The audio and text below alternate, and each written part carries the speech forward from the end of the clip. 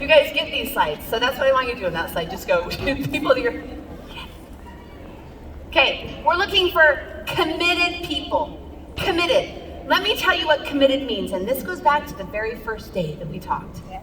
Committed means you will do what you say you will do when you say you'll do it. That's committed.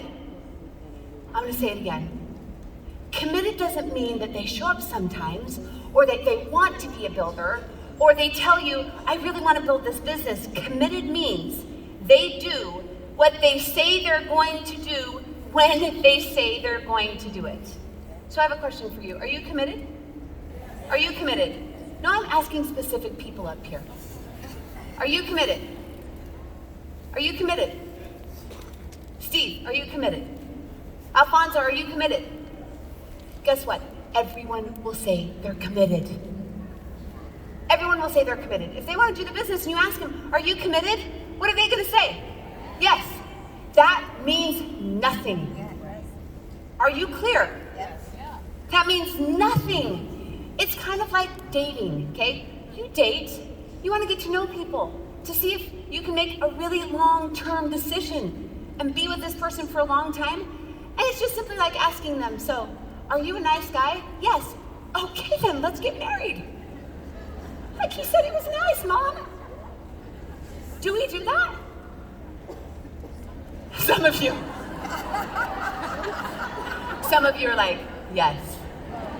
And that was where all my problems began. We don't do that when we're dating, right? Or we shouldn't. We get to know them. That's why we date them for a long period of time. 29 days at least. We date them so we can see them in a lot of different environments and situations and know what they'll do. And then once we feel really comfortable and we know who they really are, then we get married. But not just because they say they're nice. With our business, so many times we just ask them, do you want to do this business? Yes. Are you committed to it? Yes. I'm going to put you on my front line. This is so great. And you figuratively marry them forever. In fact, it's easier to get a divorce than to get out of a builder on your front line. Is that not the truth? We jump in way too quick. So, how do we know if someone's committed? How do we know? We have 14 days before we need to place them, right? 14 days. And hopefully you've done multiple classes with lots of different people coming in, so you have a choice of who you're going to place. Does this make sense? Yes. No, Dan, I'm not on that slide yet. Not up there. It's not up. Good job, Dan. All right. So, good job, Dan. Dan the man. All right. So, this is what you have to do. And very few of you don't do it. I think you get so excited or so desperate or so scared that you're going to lose them. I really do. I think you get so excited or so scared or so desperate that you're going to lose them that you just hurry and quickly place them, right? Just like, so they don't change their mind. Like, just get married to me so you don't change your mind. You know what I mean? It's not a good idea. Right. You have to give them, you have to test them. Yes. You must test them. We're going to talk about that a little bit later, how you test them, okay? Well, no, let's talk about it right now. Even if it doesn't match Dan's slides, is that okay? You got to test them this way. You give them 3 or 4 things to do.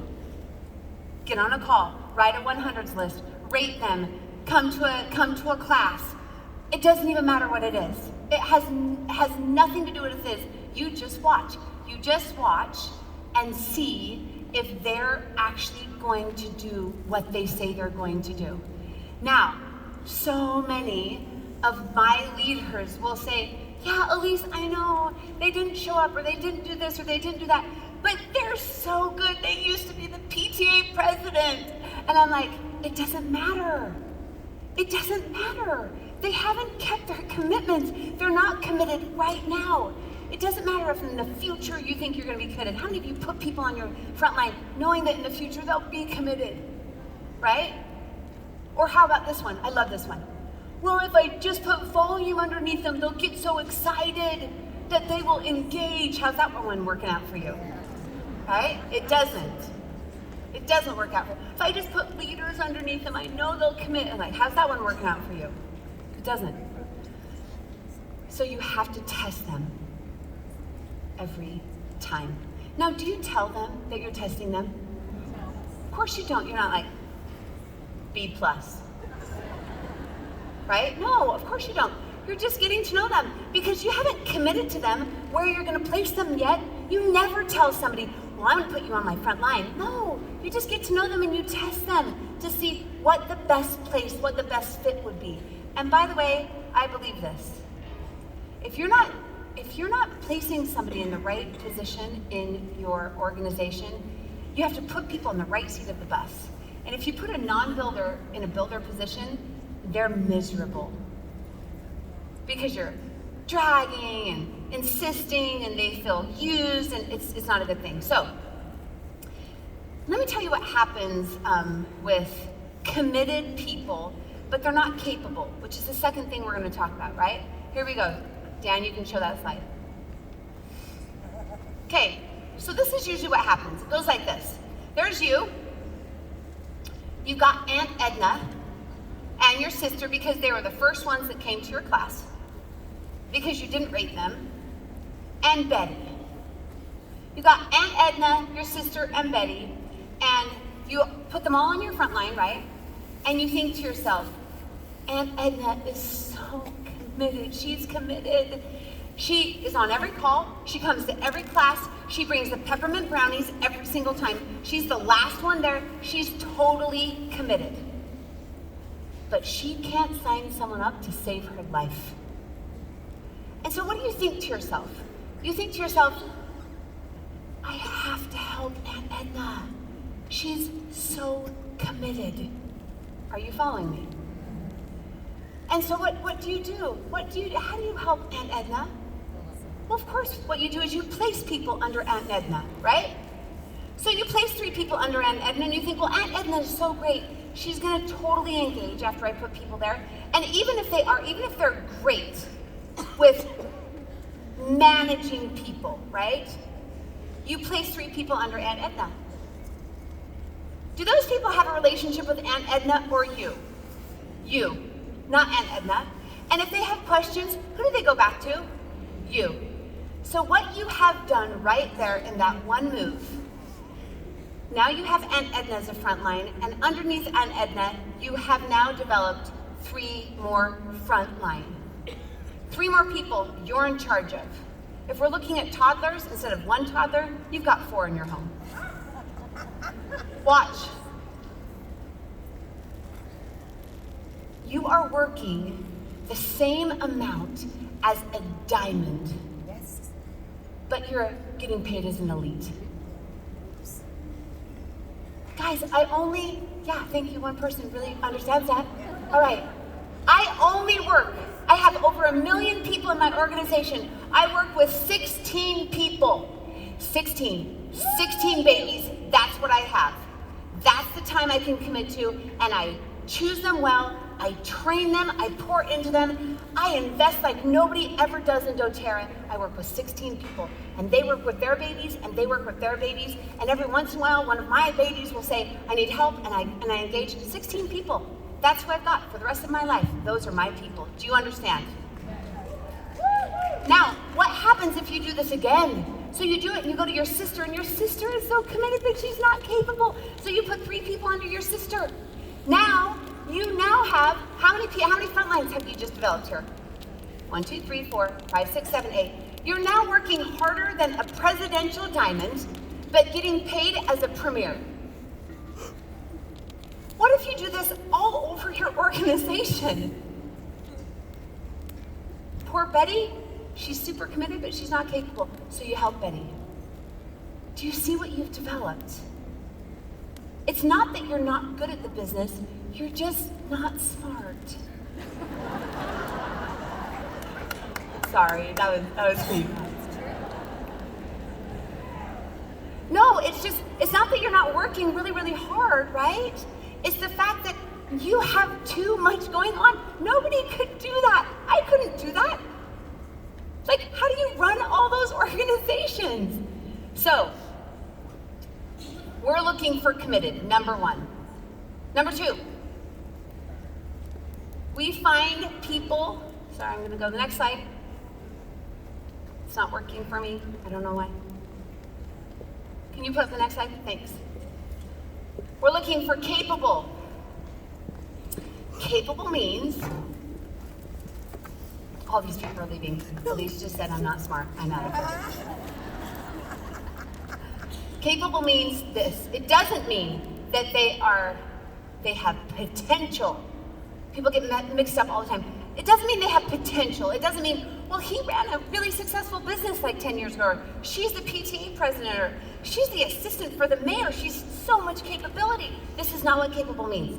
Capable simply means this, without any other, nothing attached to it. It's only this. Can they sign up people without any training and any help?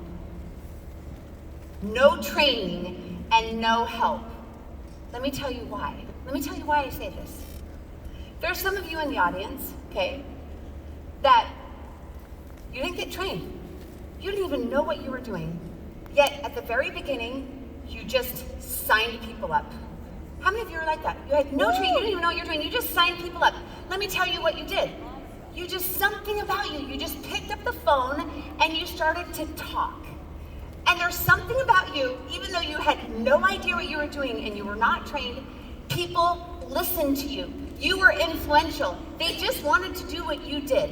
That is a capable person. That, my friends, is a capable person. It's simple. And those are the type of people you want on your front line, do you not? Because yes, you can help people become more capable. Yes, you can teach them, and for sure, I always train people. But I want capable people from the very beginning. Because if all 16 of my leaders are committed and capable, if they can sign up their own people, do I ever have to sign people up for them? No. They can sign up their own people. Do I ever have to drag them to become committed? No. Can you imagine what would happen if all of your leaders did what they say they were going to do, they were completely committed, and they signed their own people up? You'd be a triple diamond. That's what would happen. That's what would happen, right? Now, watch. And I know you're thinking, well, sometimes this is harder. What if you have someone who's capable but not committed? Sometimes this is harder, right? It goes like this. Julie can sign up like crazy. We had somebody in our organization, it was levels down, and the first month, he signed up 50 personal enrollments. That's incredible, right? That's an incredibly capable person. People want to listen to him, right? But he would not duplicate. He would not show up for calls. He would not roll out a duplication system. It was just, he just signed people up. He was not committed. He did not do what he said he was going to do, and neither did his team. And it was a mess. 6 months later, he went gold in 2 months, okay? 6 months later, he comes back and he says, you know what, I'm quitting the business. I'm like, what? And he says, because the interesting thing about capable people, they're not just capable in doTERRA. They're capable with everything in their life. They can do any job and go anywhere, and people listen to them. They're just capable. So he says to me, if I did the same amount of work that I've done the last 6 months, I could make way more money somewhere else. Do we make money? You guys know this better than anyone else. Do the people that make the most money just sign up for most people? You know, what's the name of the game with compensation? It's a duplication process, right? It's not just who signs up the most, it's who duplicates the best. And so he left. What happens if you have a really capable person, but they won't be committed and duplicate? Where do all those people have to go to? You. And so you're constantly reaching down, and now, literally, you're working like a presidential diamond for one leg. How many of you have done this before? It's hard, right? It's super hard. How many of you built under committed leaders but not capable leaders? Right? How many of you done that? That's hard too. It's super hard. Sometimes, at first I didn't understand when I would sit with elites, I'm not kidding, and they would say, Allyse, I'm spending like 40 hours a week in the business, and I couldn't comprehend it. I didn't understand what was going on. And in my mind, now I understand, but in my mind I thought, what do they do? Like, do they just like re-put stickers on their bottles all the time? Like, where do they use those 40 hours in an elite organization? But when you're building like this, is it not just a time sucker? You have no time freedom. Are you guys feeling sad yet? I laugh when I say that. Go ahead and feel sad. No. So let's talk about what our ideal structure is then.